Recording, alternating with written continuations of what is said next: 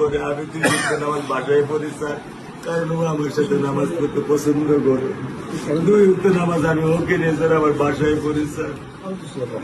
আল্লাহ আমি জানি না, আল্লাহ তো আমার কোন পরীক্ষা ফেলেছে, এই দুঃখ এই কষ্ট মৃত্যু ছাড়া আমার আর কোনো শেষ নেই স্যার, আর কোনো শেষ নেই স্যার। আপনার দায়িত্ব মানে প্রধানমন্ত্রী নেবে। আপনাদেরকে তো শক্ত হতে হবে না, আপনার তো বড় মেয়েটা রয়ে গেছে, এখন তো ওর জন্য আপনাকে শক্ত থাকতে হবে। স্যার সত্য কথা, আমি যখন ওকে ভ্যানে পাঠাই আমি খুব বল পাই। আমি কালকেও বলে দিছি যে আমি আর ভ্যানে দিব না, তুমি প্রতিদিন ওকে রিস্কায় নিয়ে যাবা, রিস্কায় করে নিয়ে আসবা।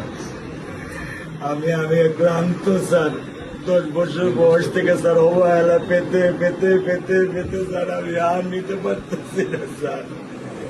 আল্লাহ আমার ভাগ্যে দিচ্ছে, আমি কি করবো কি করবো? ব্যবস্থা মানে বলেছেন মেয়ের লেখাপড়া হবে, ধৈর্য ধরো, ইনশাল্লাহ বিচার তুমি খুব সম্পৃক্ত সময়